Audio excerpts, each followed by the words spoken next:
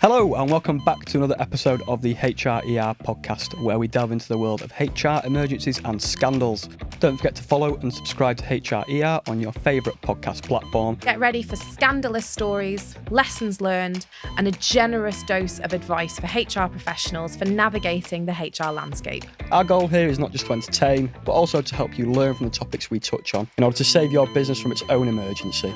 What are our legal obligations regarding consultation when an employee's role is being removed or restructured? What is the risk here with her being pregnant? Always need to try and engage with the person who's off on maternity. So letting them know what's going on. Believe it or not, I have actually had a manager who said to me, well, I didn't want to stress her out while she's off on maternity leave. And I was like, okay, so writing to let her know that there's going to be consultation is going to stress her out. But when you have to write to her and tell her that you've made her redundant in her absence, not going to stress her out at all. Just before we start, protect your business from the risk of tribunal, reduce legal costs, and save yourself from HR headaches with our Heroes software and employment law consultancy services. Maternity Discrimination. Is that what this one's called? Yeah, the official title is Caught in the Restructure, which I think sounds great. Yeah, I mean, it sounds like it could almost be an action movie, but Yeah. highly disappointing. Caught in the Restructure, ultimate corporate action thriller. Yeah, so I think this one is probably a bit of a giveaway what it's about. So do you want to kick off with the email? I do, and I will. Hi, Alyssa. Thanks for the lovely warm welcome. I'm writing to seek advice regarding a situation that has arisen during an ongoing company restructure, which involves one of our employees before I joined.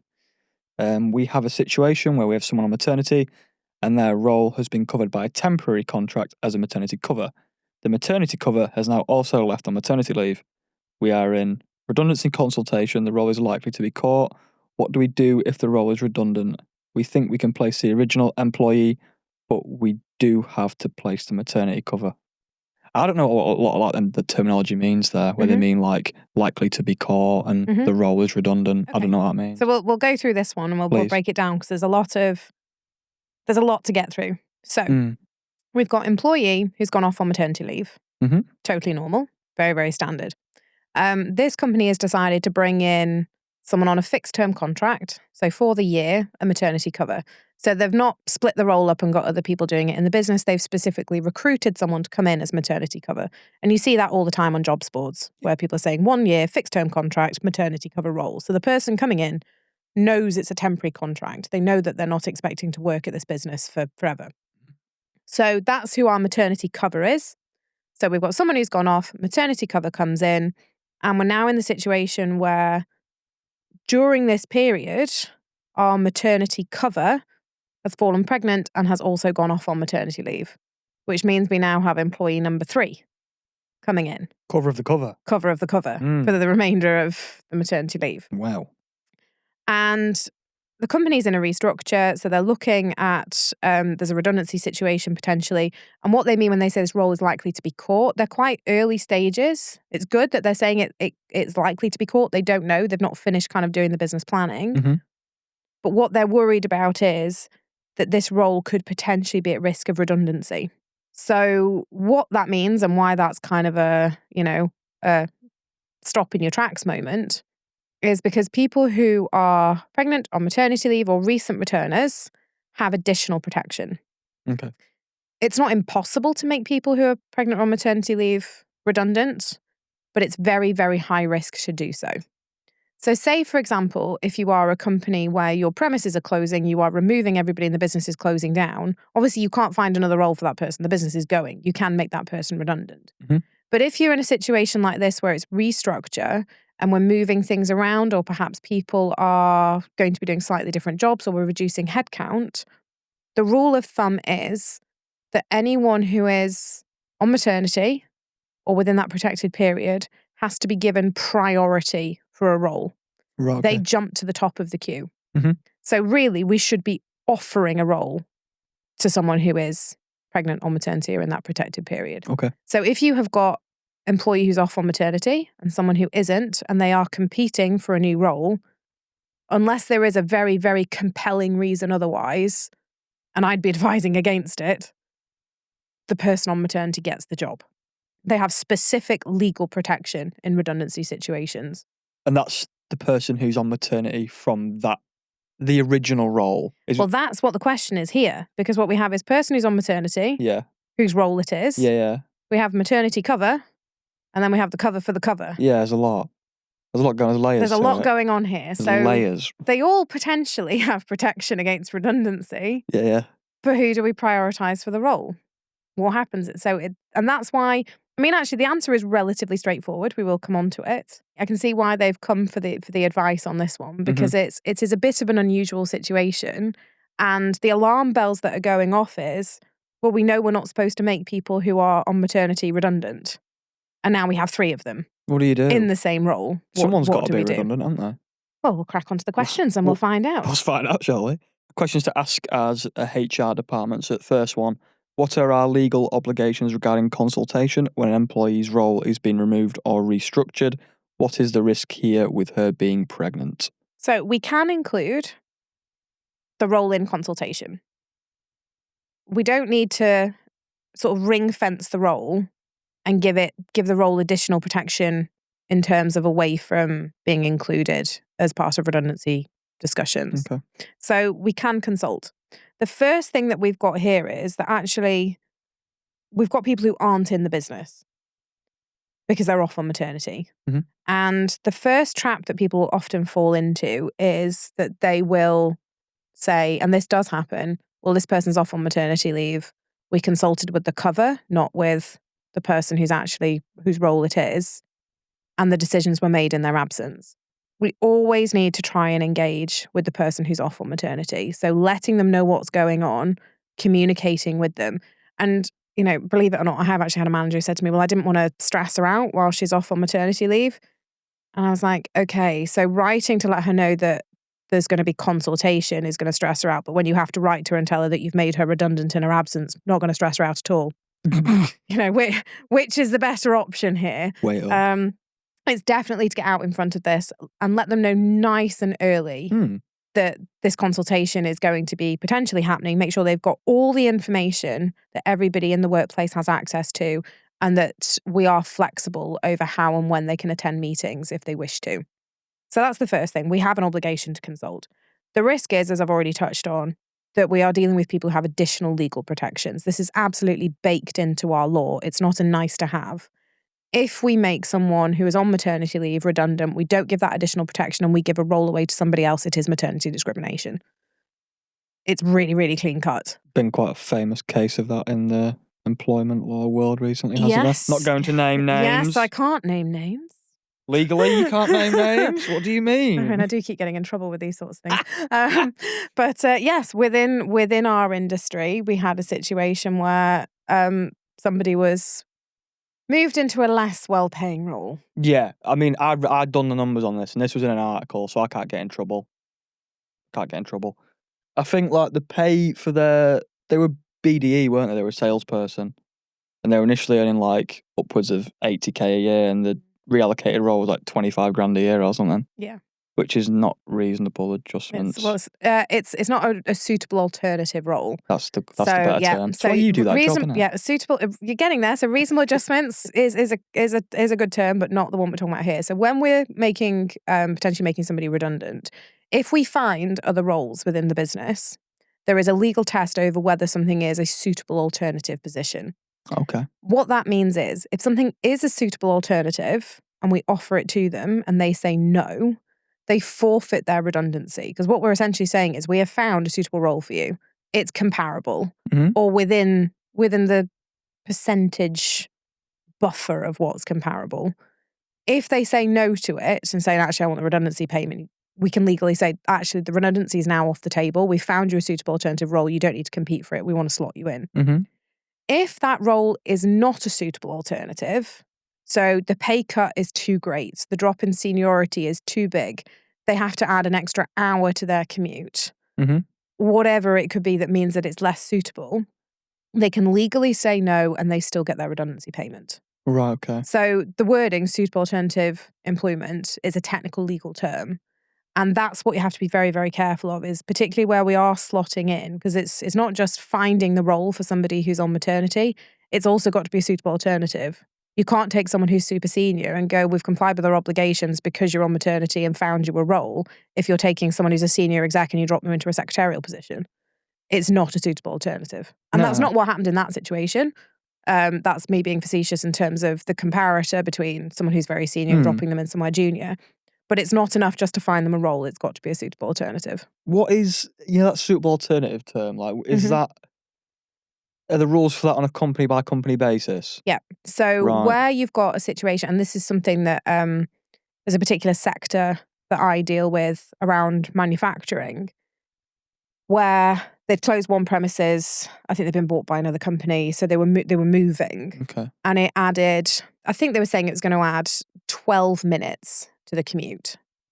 Minor. Which is, that sounds like, the jobs were basically going to be the same terms and conditions, same pay, nothing was really changing other than this an extra 12 minutes on the commute. They had a staff member who didn't drive. And rather than it being a 20-minute bus ride for that person, because of the weird way that routes are set out in various parts of the country, it was actually going to add an hour to their commute. No work. Which is 2 hours in a day, long day, there and back. Yeah, long day. So that's when you start to go, oh, actually, in this situation, so for everybody else on that shift, it's a suitable alternative. They all drive. Mm-hmm. For this person, it's probably not. Right. So we do have to go case by case, which again can add complexity. I'm advising on one at the moment where we're not really sure if the alternatives are going to be suitable. And you're not really going to know till you get into consultation and you start talking to the staff about saying, well, look, these are some potential other roles that are available. What do you think? How does this sit with, your current working lifestyle? Any business that approaches these situations where they've already made that decision over what's suitable and what's not without consulting the staff is going to end up in hot water. Because what you don't know is outside of work, if someone's got caring obligations, actually if they have got a condition that they haven't disclosed and they manage with medication and they manage their life quite well, but then when something changes, it's going to disrupt things. Mm-hmm. If we go in that robust way and say, we've found these roles, they are suitable alternatives and we're not going to discuss individual circumstances, we are at risk in those situations, particularly if we're going to withhold redundancy payments if people say no to them. Why would you want to work for someone like that anyway, with my argument? It happens. Yeah. If someone said the flip side is on this, Go on. for employees that can convince the employer that it's not a suitable alternative role, but I'm prepared to do it because I want a job and I need a job and I've got a mortgage to pay. Money. You still get the redundancy payment. Good that. So you get the job and the redundancy payment. Good that. We did this last time, didn't we? Advising employees on how to swindle the way out of things. Yeah. Getting some new fans, Alyssa. Yeah, I know. I'm gonna get trolled again. Second question, mate. What should the consultation period look like? Are we allowed to pre-allocate roles to certain employees before others have been consulted? So, provided we're not in collective consultation, so we're under 20 employees, we've got some freedom with what that consultation period looks like to some extent. So there's no statutory length of time that it needs to take. My minimum expectation as an advisor is that we do either a company announcement or a company email to explain the situation and that consultation will be starting and what areas of the business it's likely to impact. That then to those who are going to be potentially impacted and are likely to be brought into consultation, that they then get a personalised email as well or a personalised announcement with the information that they are going to need to be able to enter consultation. Consultation isn't just a meeting. The purpose is to have a discussion, to take people's views, to think about alternatives to the company plans. So those employees should be given potentially things like business plans, how much money the company is trying to save, if that's what they're trying to do. If they're trying to make things more efficient, how they think the new structure is going to do that, why it's necessary for them to remain competitive in the market or for business survival. So that then when that employee gets into the meeting, they can go, right, I've read all of this. Have you thought about doing this? I think this would save money. I think this would make us more efficient. Okay. And then you go away and you consider it. Right. And then you come back and you have a second meeting and you say, right, well, we've thought about what you've said and we've tried to see actually if we think we can make that work. We think some bits will, some bits won't, or if it won't, why it won't. So that is a true consultation where we are giving information, we're allowing them to have a say, we're considering what they say before we make a decision. I didn't know it was like that. Well, that's how it should go.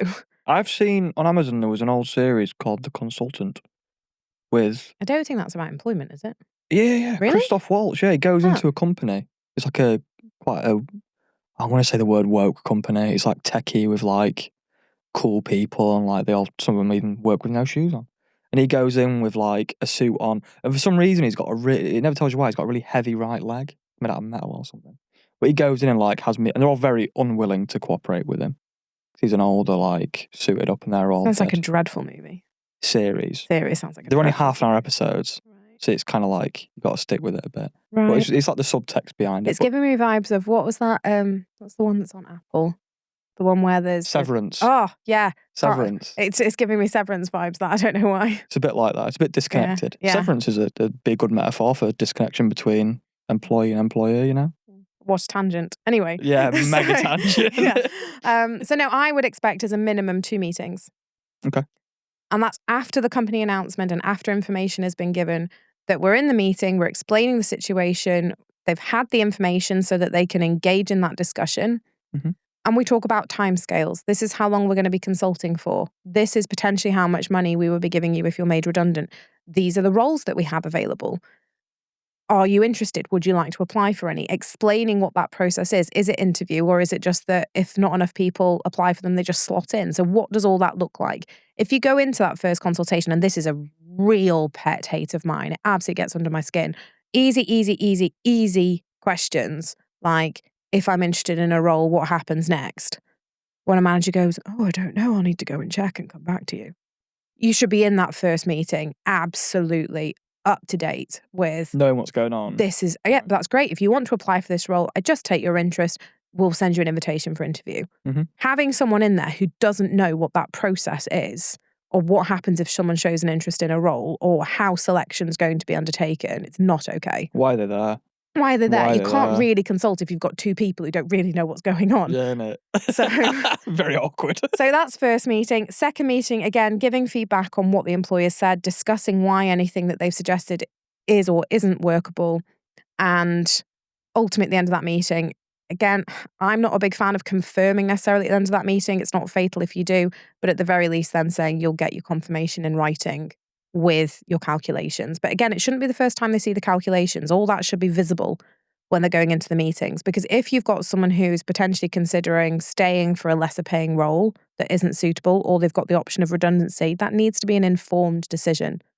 So there should be lots of information going across. We don't really want to be withholding things during a consultation exercise. And then obviously once the decision's been made, that we give that right of appeal. From sounds of it, I'd want like a document. If it were me as an employee, I'd want like spreadsheet, information. Yeah. Not just someone opposite me telling me yes and no. And ideally, a policy. I mean, I know we bang on about it. It's very HR, isn't it? Having a policy around what will happen in redundancy and restructure, so that it's mapped out. This is the process that we will follow if we're in this situation. Let's hope we never need it. But this is what you can expect in that situation. Now, the other sort of side of this is, allocating roles and what we do about selection. And again, there's no fixed way that we have to do this. You can consult with everybody, say, and there's different ways that this happens. So it might be that, say, you've got 10 people doing 10 roles that are the same, and we decide we only want 7.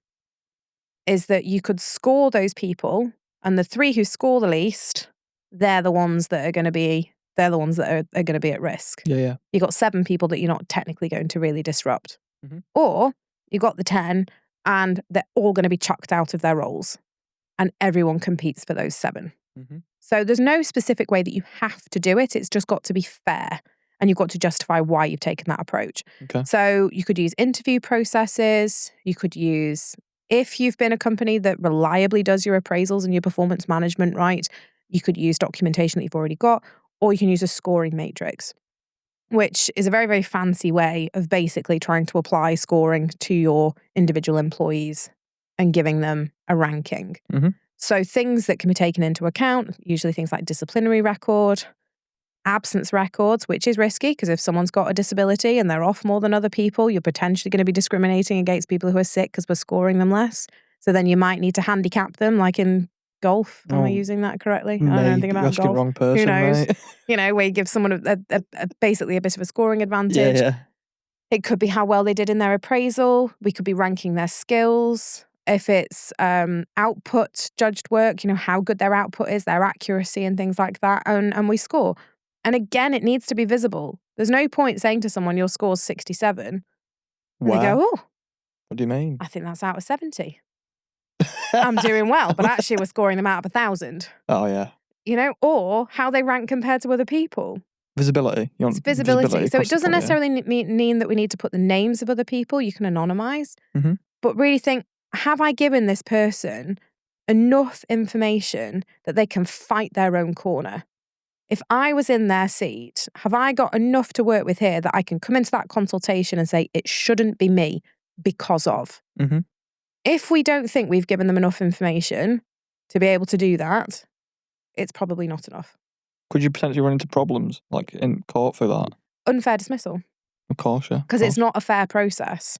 If we've essentially handcuffed someone to the point where they're sat in a consultation meeting going, I don't know why you're doing this. I don't know why the business is trying to achieve it. And I don't know why I'm bottom of the pile.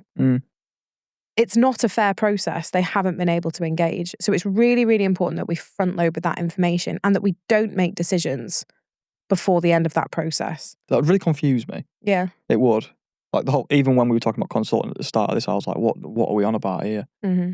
Then I had to go back to the Amazon series and I kind of got it, Last one for HR questions. What is the cost of getting this wrong for employers, and how can we avoid potential claims of discrimination during changes organisationally? So it's quite wide-ranging what can go wrong. Okay. We've got the standard kind of risk of unfair dismissal. Depending on how you're selecting and scoring, there could be that discriminatory risk as well, and particularly when we're talking around the maternity side of things as well. So those damages could be huge. You've also got the risk in terms of the numbers of people that are involved. So say you've got someone in a disciplinary situation, you're dealing with one employee. Yep. There's risk attached to that one employee. Mm-hmm. If you're making 15 people redundant, that's 15 times you could get this wrong. So the risk is heightened. And especially if you're doing it with inexperienced managers who are holding these meetings and don't really know what they're doing. It means you've got that risk 15-fold with someone at the helm who doesn't really know what they're doing. You're not in meeting with them all the time, I imagine. You can't be in every meeting. So sometimes HR sit in, sometimes they don't. But particularly if you've got someone who either is going off book, they're not following the policy, or they've got this very old-fashioned view of, no, we keep the company information because all this stuff's confidential. You're onto a risk, really. Have you seen some big numbers on this then? In your experience, you have? Yeah, right, particularly where there's maternity involved, you can be looking at hundreds of thousands of pounds. Oh, heck. Which is why, in this situation, this person's got in touch, is because it's high risk. They've got 3 people at risk of redundancy. Mm-hmm. 2 of them are off on maternity. And so in this situation, we've got a bit of a reprieve because they've done things right, in that they've recruited the maternity cover on a fixed term contract, and they've recruited the maternity cover on a fixed term contract. Yes. And the answer to the question really is, we need to try and find the person in the original role. We need to try and allocate them a role. If we can find alternative roles for the other 2, great. I suspect they've done relatively well while they've been in maternity cover. They might be people that we want to retain in the business. But ultimately, we can make them redundant. On fixed-term contracts, anyway. They're on fixed-term contracts. There was never an expectation of long-term employment. No. If we're bringing that contract to an end early... Do you owe them money? Again, it depends on the wording of that contract. If they've been guaranteed a year's employment and that notice period isn't clear, and I do see this sometimes with fixed-term contracts, is that they're old contracts that have gone out where there aren't notice periods, you could be on the hook for the salary for the entire period. Right. But don't just rule them out of consultation just because they're on a fixed-term contract, because you could be missing out on some talent that you can place elsewhere in the business. You never know. Do you get contracts where they're like, in this situation where it's like minimum 12 months? Would that be a term that's used? It's unusual. Right. It tends to be capped at a maximum. Right, okay. There's no reason why you couldn't have a minimum, but then if it's open-ended, so minimum of 12 and then open-ended, it's essentially a permanent contract. That's what I mean. I was thinking that would land people in trouble. That phrase. I don't think it would necessarily get them in trouble. It's just, it's probably unnecessary wording. Right. Really. Okay. If there's a notice period, you're fine, as long as the notice period's clear enough to say, right, okay. even though this is a minimum term, we can terminate at any point by giving notice of whatever, right, okay. which is why you want to... But if it just said like, Minimum term. Minimum 12 months? Yeah, you could be on the hook for the... They've literally got to work 12 months? Yeah. Right, yeah. And it's why it's one of my things that I always spot when I get given contracts to review. Not on that so much, but often a notice provision will bite once someone has started work. So they're on the premises, it's day one, notice is a month once you've started working for us. Mm-hmm. Where you've offered a contract, say 3 months before someone starts, they've signed the contract, yep, we're under contract, ready for you to start work. A pre-start notice period. Because if you don't have the relevant wording in, you can be in the situation where the full-blown notice period kicks in rather than the probationary period, because you haven't identified that period as different to the probationary period. So it sounds complex, but you can end up with people who have to be given huge notice periods if that role's being withdrawn, because we haven't specified if we need to withdraw the role before you start your notice, you won't be eligible for any notice. The wording, I imagine, would be very complex. Very straightforward. Well, no, very straightforward. Right. That if we are in the position where we need to withdraw your role before you start, you won't be. Unfortunately, we won't be providing you with any notice. But if you don't put that in your contract, and then it depends on the wording of the actual notice provision. Because if it says during your probationary period, your notice is this. Outside of your probationary period, your notice is 6 months. Technically, if someone hasn't started work yet, they're not in their probationary period. No, yeah, I back you on that. I'm big on like words and their meanings. Yeah. I've got an English degree. Yeah, employee questions, tangenting again. Can my manager or HR assign me to a role that I feel is unsuitable without me knowing? They could. Whether it's okay to do that, probably not. Yes. So as we've said, when we've been discussing suitable alternative roles, it should always be done in consultation. It could be that they've kind of penciled you in and gone, oh, we found this. Think it'd be great for you. Have a think about it. That's a very different conversation to you are moving to this role and you have no say in it. That's not a nice conversation. No. Remember, human and human resources. I'm going to keep hammering this one. That we want to be making sure that we are engaging with the people that work for us. They have lives, they have personalities, they have other things going on outside of work. Nobody wants to be treated like a child and told you've got no say in this and we don't care about what you think, because that's a dreadful culture. So we want to be, if it is that we think actually this person's going to be a really good fit, well, that's the conversation that we have. We've penciled you in for this. We think you're going to be a great fit. This is why we want to retain you. And that's how we should be having the conversation.